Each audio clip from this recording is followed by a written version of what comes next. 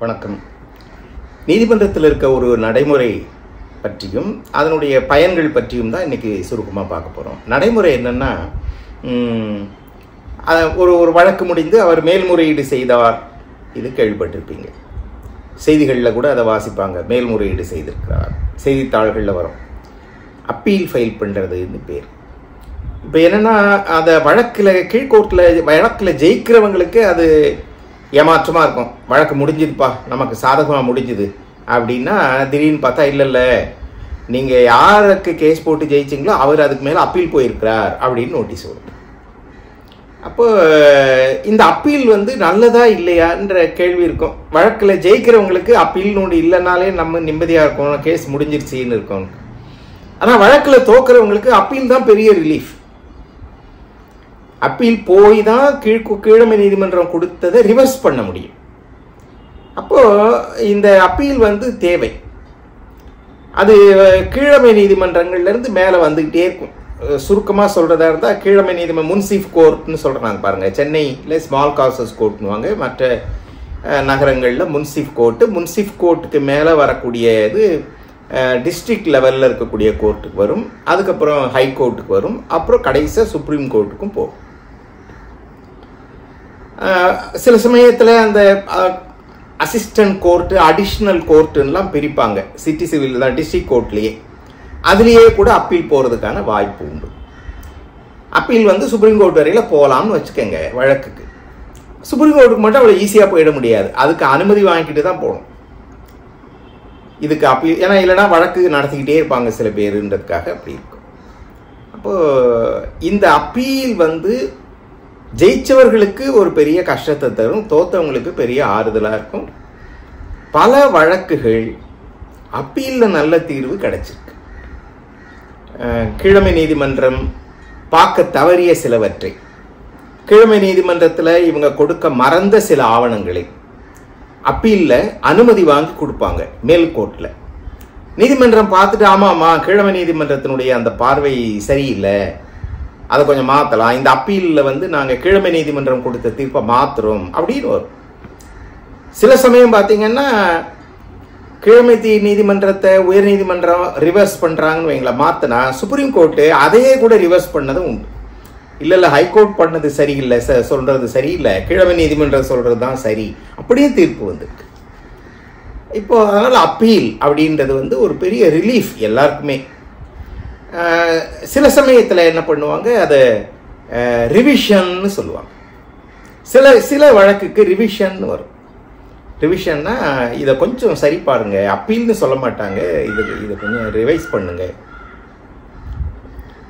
இன்னும் சில சமயத்தில் ரிவ்யூன்னுவாங்க. ரிவ்யூன்னா அதே நீதிமன்றத்தில் போட்டு இன்னொரு தடவை பாருங்க, அதை ரீவியூ தானே ரிவ்யூ, இன்னொரு தடவை பாருங்க அப்படி.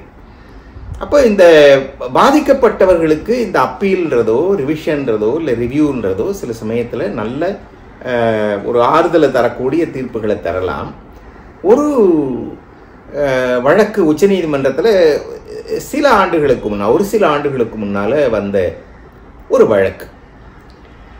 இந்த அப்பீலை போட்டது யாருன்னா ஒரு நீதிபதி. நீதிபதியினுடைய தீர்ப்பு மேலே வந்த அப்பீல்ல ஒரு நீதிபதியே அப்பீல் போடுறார். அந்த காரண காரியங்கள் பாருங்க. அந்த நீதிபதி இப்போ நீங்க இதை கேள்விப்பட்டிருப்பீங்கல்ல, விபத்து நடந்தா அதுக்கு கிரிமினல் கோர்ட்டில் தனியாக நடக்கும். அப்புறம் காம்பன்சேஷன் கிளைம் பண்ணுவாங்க. இழப்பீடு, அடிபட்டுடுச்சு, ஒருத்தர் இறந்துடுறார், இல்லை ஒருத்தருக்கு முழுமையான காயங்கள், கால் போயிடுது, கை போடு, அவங்க இழப்பீடு கேட்பாங்க பாருங்க. அதுக்கு ட்ரிபியூனல்னு ஒரு கோர்ட் இருக்கு, மோட்டார் ஆக்சிடென்ட் கிளைம்ஸ் ட்ரிபியூனல்னு சொல்லுவாங்க. அதுக்கு அந்த ட்ரிபியூனலில் ஒரு ஜட்ஜ் இருப்பார்ல, அப்படியே ஒரு தீர்ப்பு கொடுக்குறாங்க. அந்த ஜட்ஜ் ஒரு தீர்ப்பு கொடுக்குறாரு. தீர்ப்பு கொடுத்த உடனே அதை எதிர்த்து, இப்படி தீர்ப்பு கொடுத்த தப்பு, இவ்வளோலாம் பணம் கொடுக்க முடியாது அப்படின்னு உயர்நீதிமன்றத்துக்கு அப்பீல் போகுது. அப்பீலில் உயர்நீதிமன்றம் அந்த வழக்கை விசாரித்து, கீழமை நீதிமன்ற அந்த ட்ரிபியூனல் ஜட்ஜ் கொடுத்த தீர்ப்பு சரியில்லைன்னு உயர்நீதிமன்றம் கருதுது. சரியில்லைன்னு சொல்லி தீர்ப்பை மாற்றலாம். ஆனால் உயர்நீதிமன்ற நீதிபதி அந்த தீர்ப்பில் என்ன எழுதுறாரு, கீழமை நீதிபதியினுடைய நேர்மை சந்தேகத்துக்குரியதாக இருக்கிறதுன்னு எழுதிட்டார். இன்டெகிரிட்டி ஆஃப் த ஜட்ஜ் அது சரியில்லை, செயல்பாடுகள் சரியில்லை அப்படின்னு, அதாவது அந்த வழக்கை விசாரிச்சு அதுக்கான தீர்ப்பை கொடுக்கிறப்ப கீழமை நீதிமன்ற நீதிபதியினுடைய கேரக்டர் இல்லை அவங்களோட எதிர்காலத்துக்கு கொஸ்டினார மாதிரி பல விஷயங்களை எழுதிட்டார் தனிப்பட்ட முறையில். அந்த நீதிபதி இப்படி, இப்போ அந்த நீதிபதியை பாதிக்கப்பட்டாங்க. அவங்க நேராக சுப்ரீம் கோர்ட்டுக்கு ஓடி வந்தாங்க. உயர்நீதிமன்றம் இப்படி சொல்லலாமா?